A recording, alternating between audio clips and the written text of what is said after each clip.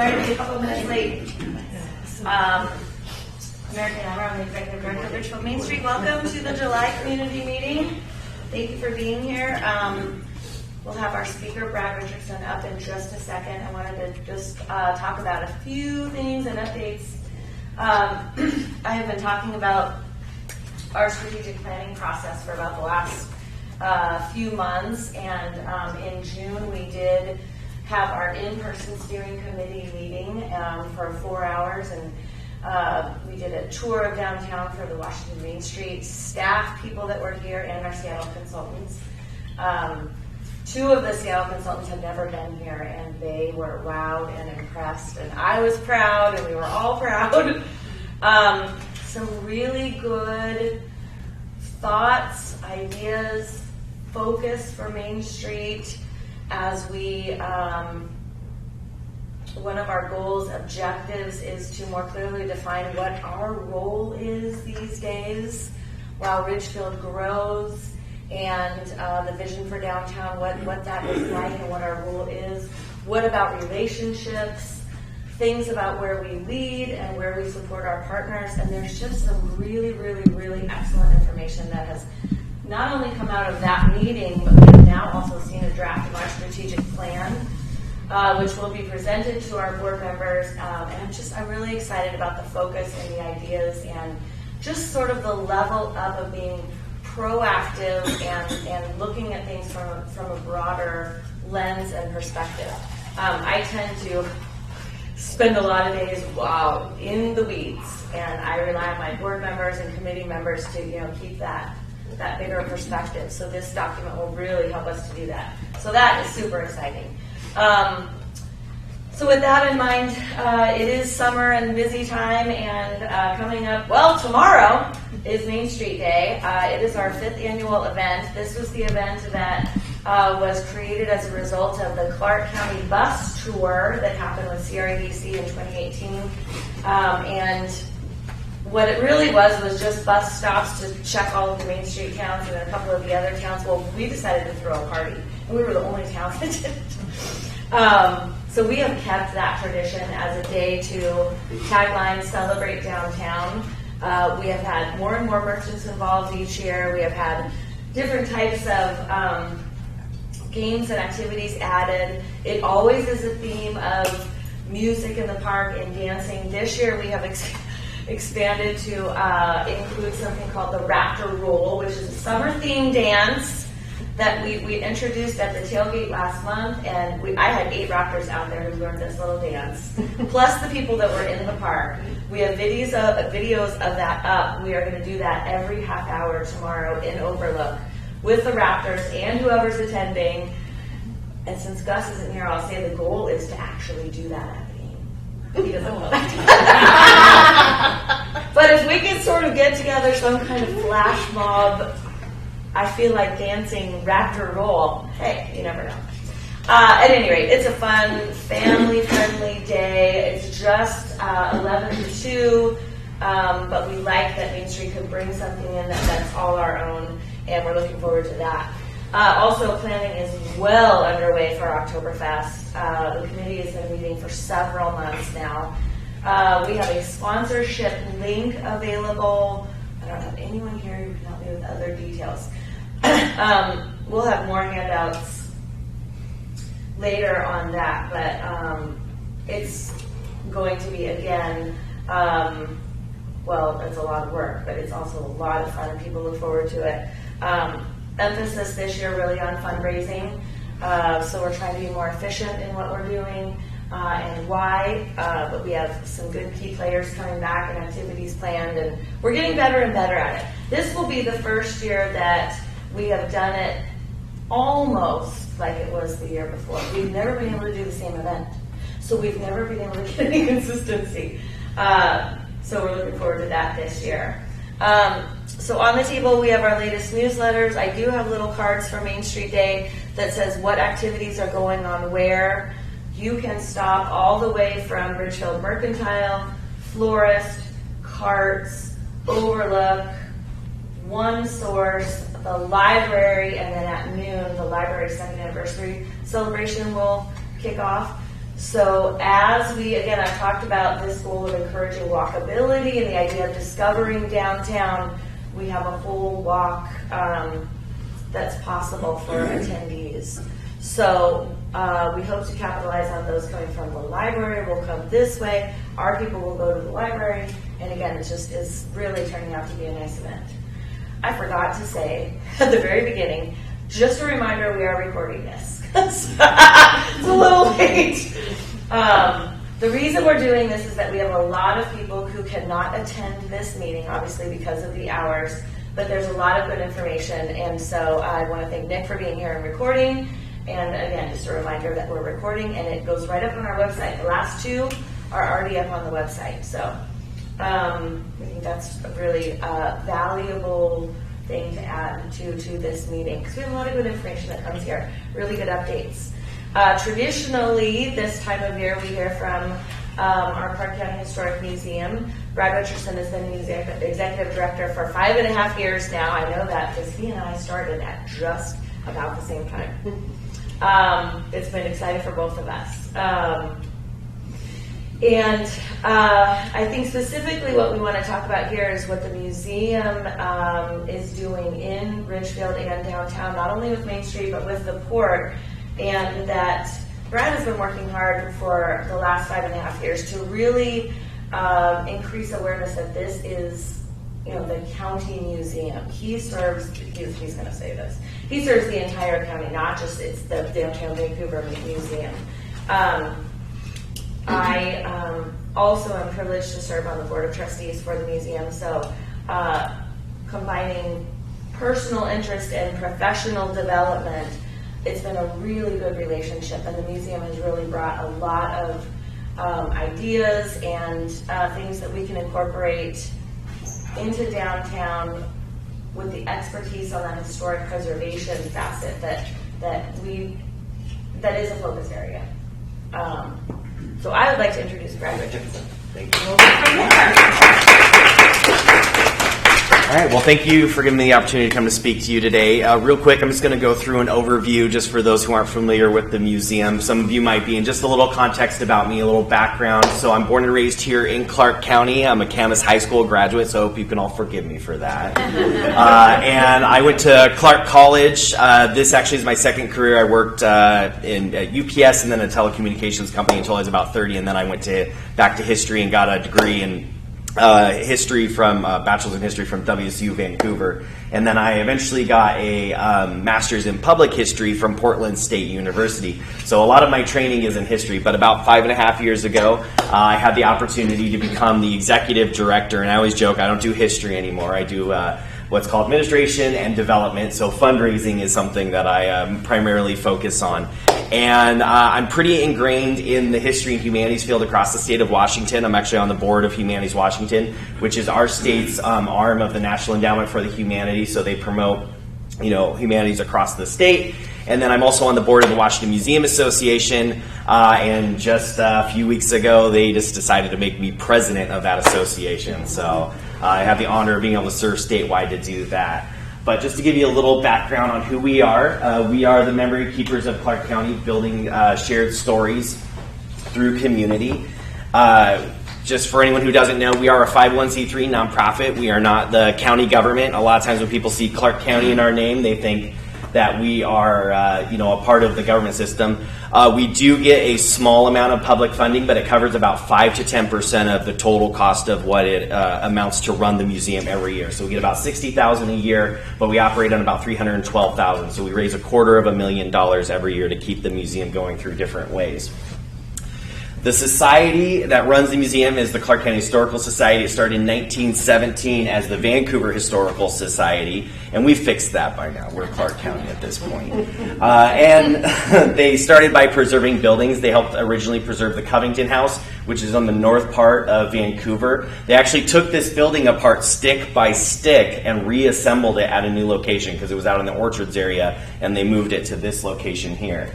We were also involved in preserving the Slocum House. That house was actually 1 block south, and they picked it up and planted it in Esther Short Park. We were involved in the preservation of Cedar Creek Gristmill, And one of the things that people may not know is one of our original names was the Fort Vancouver Restoration and Historical Society. And the effort that they were focused on was to get the recreation of Fort Vancouver established. And so this gentleman right here is actually the president of the board at the time at the groundbreaking to reestablish Fort Vancouver.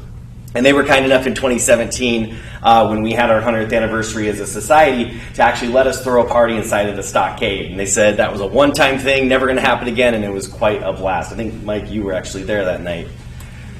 And then in 1964, they established the Clark County Historical Museum. And this is the opening day in 1964, and then this is grand reopening in 2017.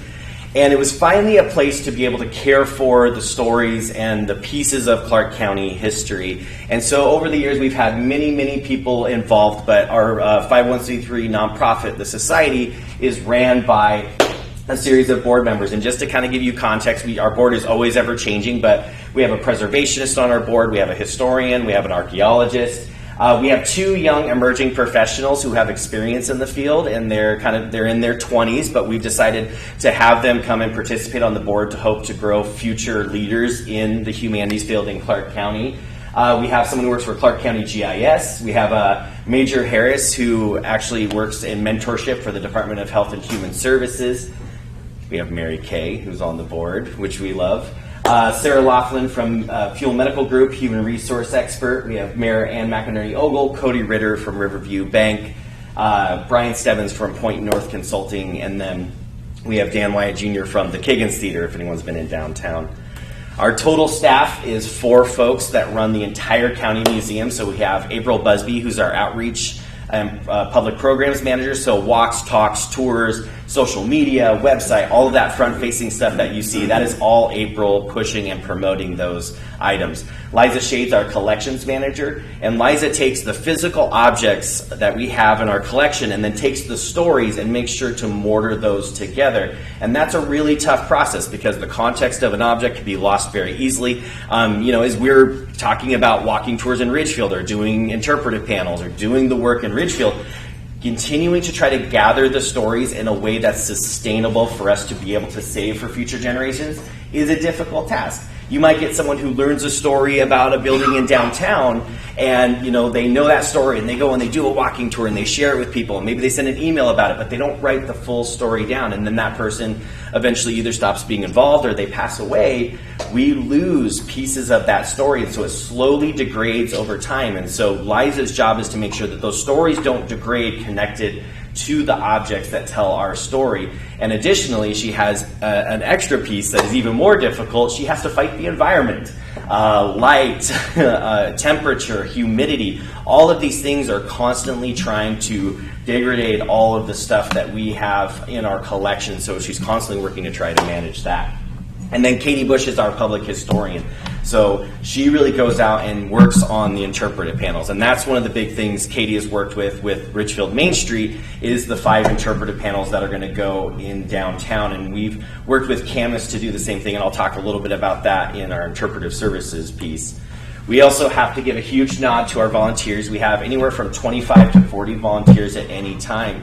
Now, our volunteer scope is a little bit different than some other nonprofits. So, a lot of organizations can kind of have a day where people come and pack food boxes, or maybe they come out and they help serve food or do different types of things, work with folks in the community. And we have a few jobs where someone can come and they can sit at the front desk, and it's not something that requires a huge amount of training other than how to use our phone system, which I still don't know how to use, and be able to, run our till. But the lion's share of the work that we have to do with volunteers is really training them on specific skills to be able to accurately and authentically tell stories in Clark County. And so our volunteer roles, opposed to other nonprofits, can be a little bit lower because we have to spend a lot more time training and then hoping to retain those folks. So what do? We gather, save, and share the history of Clark County. And a number of years ago, I think back when I first started on the board, we used to say that we collect, interpret, and preserve. And that's really common across museums, that people will use those phrasings. And what we thought was that feels kind of standoffish. That feels like, preserve, like that's kind of like, we're putting some stuff in a jar, locking it away, and you're not going to be able to see it. Interpret feels kind of medical. right? You're kind of like you're analyzing and picking apart someone's story. And so what we wanted to do was create an action where we're all together in this process. We're your museum. I think through the whole process, and I'll talk about the exact process that we worked through with Ridgefield Main Street, we need you to be a part of that, because what we're trying to do is facilitate your storytelling in your own voice with the skills and expertise that we can bring to the table from all of the exhibits, all the public programming that we've done. And so it's really about your voice being amplified through the skills that we can provide. And so we changed it to gather, save, and share, because we feel like that's much more active, and that's something that says we have a part in this, but you also have a part in this process. We do have 4 exhibits that are up in the museum if you haven't had a chance to see them. We have Currents of Progress, which talks about Clark County's rivers, roads, and ports. And that one was the one where we were able to really start establishing a relationship with the Port of Ridgefield. So as we were working on that exhibit, we reached out to the Port of Vancouver, Port of Kaminista-Washougal, and Port of Ridgefield. And, you know, this was back in, I think, probably 2017, 2018. And we ended up going to the ports, and often what people see with a museum, especially a smaller county museum, is that with really good hearts, they can be kind of dictators of the story, right? They'll go and they'll research and they'll write and they'll put together this whole story, and maybe they'll put together a story of the Port of Ridgefield, and they'll come to the Port of Ridgefield and say, hey, we did this exhibit for you. But it's kind of more of like doing the exhibit at you, because the port wouldn't be consulted in any of that. And so what we have is a process that's called before pen hits paper. Before we even write a single word in an exhibit, we go to that stakeholder and say, hey, we're thinking about doing this. 1, do you see value in doing this project? Do you want to do this? And 2, what are some key points, or what are some key threads in your history and your current culture that you're living today that make a big difference in what you're doing, that we can help try to amplify through this storytelling? And that's exactly what we did with the Port of Ridgefield. We came in and said, hey, we don't have anything on paper yet. We have some information, we know some basics, but what's really important to you? And it was a really great experience because, 1, the port had investment and buy-in in the exhibit. They became a sponsor of the exhibit, which was really great. So did the Port of Kaminista-Washougal and the Port of Vancouver. So all of our ports were all combined in that work. And then from there, we were able to sit down and do a listening session and talk through what were the key pieces that we wanted to discuss. And one of the key pieces was the environmental cleanup that ended up happening over at the Port of Ridgefield. And we were able to get some really rich history and a real rich storytelling. And so what's great about these exhibits, especially the port exhibit, is when you look at the Port of Vancouver, Port of Kaminista-Washougal, and Port of Ridgefield, when you walk into more of a traditional exhibit, you're going to kind of see copy and paste like similar histories. Each of the ports have a very different feel and a very different storytelling and a very different scope. And so that was something we were really excited. And that was our beginning in working in exhibits out in Ridgefield. We also have Homegrown Historians, which is the story of the storytellers. We have Charlotte Clebden, actually featured in one of our videos, if anyone's familiar with her. She's a local Ridgefield historian. We have History of Brewing. It's History of Beer, guys. I don't think I have to say much more. I think, come on down, check it out. It'll be up for a little while longer. Then we have Her Story, which was done in conjunction with the 100th anniversary of the 19th Amendment and women's suffrage in the United States. And that one won the 2021 Washington Museum Association Award of Excellence in Exhibit. So it's a statewide award-winning exhibit. We've had a music exhibit that's also won that award in 2020. And then, I'll still say it, we got an honorable mention this year. We didn't win the whole brass ring, but we ended up getting honorable mention for our virtual exhibit that we did for 4th Plane Forward, which is the International District in Vancouver. So this is one of the things that makes us a little bit of a little weird museum. So you remember me going back and talking about that whole funding thing with the public funding that we have? So $60,000 doesn't really keep the doors open. And so $250,000 for a humanities nonprofit is quite an amazing lift to do every year. So back in 2018, we started to try to get a little creative and say, how can we create more revenue while also doing our job? And we ended up creating what was called interpretive services. And so we actually get hired out by organizations to help create exhibits. And again, it's that facilitating, we do research, we do writing. So if anyone's been, I think it's still up there, if anyone's been to the Ridgefield branch of Riverview Bank and you've seen the 3 banners that are out with the history, so we worked with Riverview Bank to produce those. That took about 2 years. Again, we did stakeholder conversations. We talked with Riverview. We wanted to understand what their culture was, what their history was. And then eventually we were able to produce some panel text that their amazing designer, Kyra, was able to put together into 3 interpretive panels. And there's 3 sets of those panels that are rotating around the region for the next year.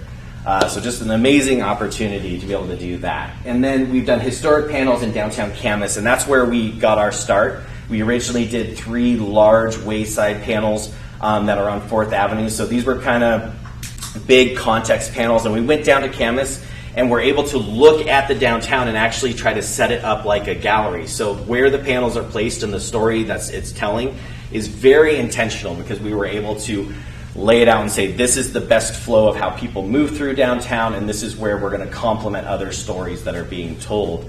And then we did 6 more panels in just the last year. So there's a total, I think, of 9 panels down there in downtown Camas. And then obviously we're working on the 5 panels here for downtown Ridgefield. And again, that's our historian, Katie Bush, has been working with the community to be able to do that. So she's been reaching out to property owners, she's been reaching out to stakeholders, and the majority of her work, because we have a lot of the research, we have a lot of the understanding of kind of the basic story, but a lot of what Katie's been doing over, I think, the last year and a half has been really just trying to communicate with the Ridgefield Heritage Society, with Ridgefield Main Street, with the city, with folks that have been in the community, to understand if this story is telling an authentic Ridgefield story. And I think we're pretty close to being ready to get those up. And just an example of some of this stuff, like this is Camas's version. What we try to do is work with the community to get a design that's going to match their style. And so the DCA in downtown Camas, this is kind of their color scheme. So all the panels in downtown are going to look like this, and then we've actually worked with Two Rivers Heritage Museum. We're going to do a timeline for them. This scheme is actually probably going to be the whole Camas Washougal color scheme in any municipal or museum-led program. So we also try to think about design.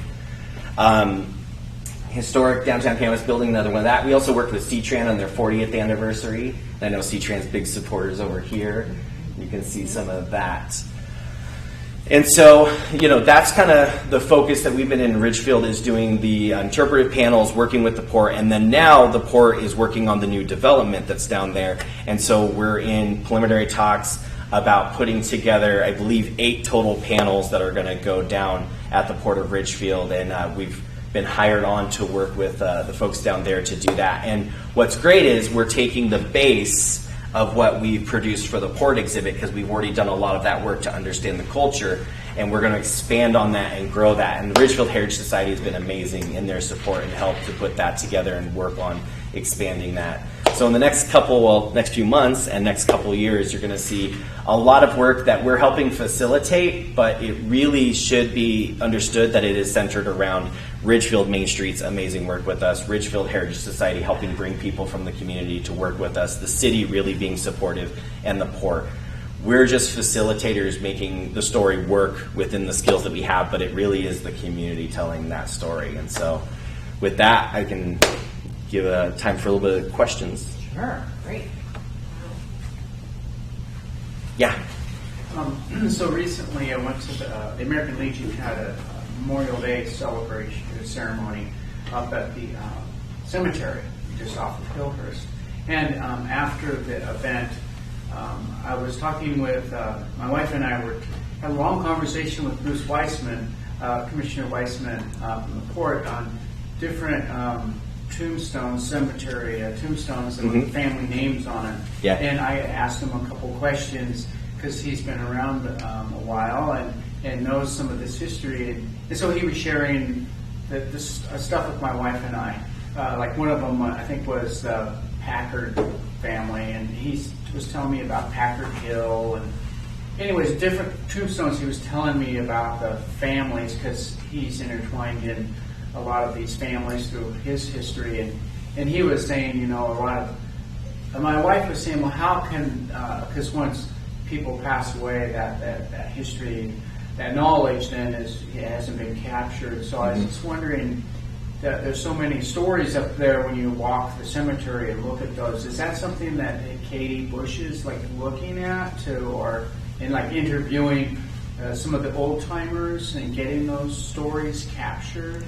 Yeah, so the Ridgefield Heritage Society is working to develop an oral history program. They've been really focused on that, and we're figuring out a way to like best support them in that. So that would be something that the Heritage Society would be focusing on, trying to do that work. We also are continuing to try to figure out how to kind of get an oral history program started up again, and that would be something that Katie would lead. So we're hoping kind of in combined partnership. The big thing that we try to do is we understand that like there's Two Rivers Heritage Museum, there's North Clark Museum, there's La Center Museum, and then there's the Heritage Society here. We try to be very respectful of kind of the groups that are operating and provide supportive assistance until they get to a point, if they get to a point where they say, hey, we would also like for you to do X, Y, or Z. So we're kind of seeing how that will develop for them and hoping to try to see how we can figure out to support them. But you're right. We've got to figure out a way to do that. And we're also trying to look at a model of, interviews versus oral histories is a tricky thing for history folks. You know, we're kind of nerdy about those specific words. An interview is kind of, I'm sitting down with you and I'm just gathering information. So I'm just going to, when were you born? What was the date of this? What did this person do? I'm just trying to get facts. An oral history is you already have all that information, and what you've done is you've developed a guide to say, you know something about, Packard Hill, what kind of celebrations were here, why did people celebrate on this location, why do people do things here and there. So you're trying to find context to a story as opposed to content. So we're also trying to work to develop that process a little bit better out here, but it just takes time, and when they haven't been done for so long, it's a little bit of a lift to get it going. Again, it takes a lot of training to get folks to do quality. Even when I was doing my program, I did some real doozies that my professor was like, you know what, the number one thing you need to learn to do, buddy, is shut up. If you ever remember anything in an oral history, it's shut up. But yeah, hopefully that's kind of an answer to your question. We're really trying to support them in their effort right now and to see how that develops, and then see where we can help either facilitate or fill gaps where it's needed. But it does, you're right, it needs to happen. We need to start capturing stories. Thank you. Yep. Yeah. What does your process look like for separating kind of legend from facts in terms of contradictory information or maybe embellished stuff? How do you go about verifying that? So there's kind of a mixture of how we work with that. So when we get a piece of information, if someone's like, hey, this was this thing, we can go back and kind of triangulate through different resources. So newspapers, written accounts, photographs, maps. So we'll use a multiple of different sources that are telling different pieces of information to try to triangulate and say, yep, this is an accurate piece of information. When it's more of a statement-based piece of information, like, this was this thing, or, this happened on this date, when it's a verifiable piece of history. There is also a component where I think it's really important within social history that when people have stories or they have information that maybe seems a little bit more like legend. So we have a really good point and example in Vancouver where they say, Mother Joseph, if anyone's familiar with her, Sisters of Providence, built Providence Academy. They'll say that she asked Lowell M. Hidden of the Hidden Brick Company to start his company. Now, I've had conversations with some of the Hidden families say it's true. I've had conversations with some of the Hidden families say it's not true. It's something that different folks have different pieces of information. So what we would do in that case is say, local legend, or folks have passed down over the years that this might be possible, and so we qualify those because we don't want to dismiss what could potentially be a very accurate story, but what even more represents a point of pride or significance to the community that maybe is kind of more of a local myth or legend. But we always make sure to qualify saying, well, we haven't been able to verify this information, but this is what's been passed down locally. Because that's part of a heart of a community, is those kind of more myth stories. And it also tells about a character and what people value. So it's important to do that. But whenever we're going to put information on a plaque or interpretive sign, we nail that stuff down and dig down deep as much as possible. And you might every once in a while see that little qualifier, but for the most part, we try to make sure we verify that information. And the other thing about history, there's two things that are really important to understand about history. Is one, it's histories. It's not a singular linear line that's plotted with this, and that. It's more like putting a beam of light into a prism, and then you have like 17 stories that come out of that with 17 different perspectives. So that's a really important piece to understand about history, is that it's not just that linear line. Yep.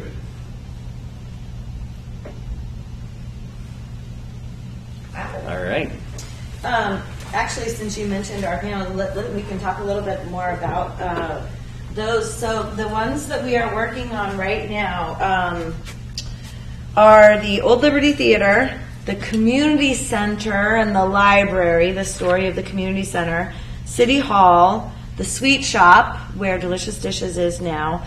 There's a story about Otis Alley that will be somewhere in the Otis Alley, and then we have already completed the process for the Old Library Inn. So those are the ones that we're starting on, and we're in the process now of sharing what the museum has done as a way of the story with the building owners to talk about and then laying that out into a design that we have that will work along with the downtown logo theme, what the pole banners look like. It's laid out with that downtown logo that incorporates all of the downtown. And then we're going to do a walkthrough and talk to the owners and say, where would you like this sign? Is it on the building? Is it, I don't know, in the sidewalk? If the city lets us, there are options. And so then that final part will be, installation with the city. So it's going to be really exciting. So those are our first 6. And then we'll decide what those next ones are. So as those come out and people start taking a look at what those look like, I'm sure we'll be interested in recommendations on what the next 5 will be. Yeah, definitely. And then the fact that, there will be hopefully some sort of connection between our downtown ones and the waterfront ones, again, really is going to create this nice connection downtown waterfront. Yep. Thank you. Yeah, thank you.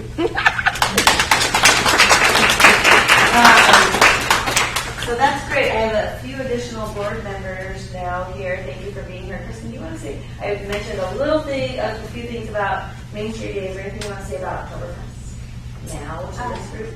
Well, Oktoberfest tickets are available, and I think it'll be really similar to last year. We'll have the dog races in the skate park, and we'll also have the cornhole tournament that the Chamber's helping us with. And then we have the new waivers are back, so that was kind of the headline ban from last year. And On Point's already taken on to make a big costume contest, so everyone better start planning now. And yes, I think it'll just be really fun. The tickets are on sale. If you have any sponsorship or any vendors that are interested, those links are available too. And of course, all of you are welcome to volunteer for a year. So. I know, Chris, you have an updated date on your... Yeah, Chris Copper, I coordinate the Family Resource Center for the school district. And we have a little change. Our back to school bash was moved from August 12th to August 19th. We partner with Compassion 360 and Saturday Market. We are looking for vendors that are kid friendly and want to really focus on our families. We're also looking for donations of school supplies. So I'm super excited. It's as I am in the trenches every day with families, it's nice as a community to pull together to be able to provide some ease on people's budgets starting the fall. There's a lot of stresses for families to pay their mortgages and rent, so I'm glad that we can provide this service. And we'll continue after the event, of course. We are always open to the Resource Center to continue to support families. So change the date, 12th to the 19th. Davis Park, I know, same day as Farm to Table will be awesome. It's summer. There's It's multiple events all the time, sharing days. It's a lot. Anybody else have any announcements? I think we're about done actually this morning. Yes, sir. The museum, where are they thinking about putting it? Here. In Our Ridgefield Museum? I mean, there isn't a spot. Yeah, Are you talking about the Heritage Society talking about a museum or just in general? Yeah, Jared, my cousin, he thinks that the old jail, the police station, would be a great place for it. Wouldn't it? And that's what he's We would have to thinking. talk to the city about that. So I'm just asking for him. Do you know anybody? He's usually here. He's usually here, but he's not here Do you today. know anybody else in the city? Yeah, let's see, do I know anybody? There is so much interest and a lot of talk, and there are a lot of things that will be coming along, and we're just gonna have to wait and see how spaces turn out and evolve, and we don't know what's gonna happen to the old police station, and there are some areas downtown that are going to be developed. We're going to have some new buildings. We're just going to have to see, but I think we are the type of community that obviously honors and respects and is interested in cherishing our history. So I have no doubt that it will happen somewhere, and we'll love it. I just have a quick thing. It's actually in Yakult. How do you say it? Yeah. So Royal Ridges, does anybody know about Royal Ridges? Yeah. Do you know that their barn is burned down? Yes. Yeah, so I know a lot of kids go there from Ridgefield, and so they are looking for donations to rebuild. Just in case.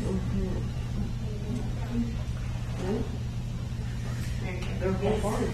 This afternoon, the library at 3:30, the YMCA is hosting an active older adult social with the idea of getting feedback for what other activities they would be interested in as a community that the Y might be able to host. So we'd love to have any of you there to have input on that activity and have some ice cream with us. YMCA very active. In fact, possibly will be our guest speaker next month. So come back. What we're trying to do, I think I said this last month, is get this a little more standardized so that we have the port and the city, we had Public Works, we had Brad come back. I would like to have this a little more standardized so we have a good schedule and have some consistent updates on all of these activities. So, Mike Wilmar, anything? I just renewed my membership to the Clark County Museum during this meeting. It was super I was just so impressed. I'm just blown away by it. It's so affordable. It was like $60 for the whole family. It is very So, affordable. Yeah. Just wanted to throw that out there. It's less than one night out at dinner. Yeah. Very cool. It's less than half one night out.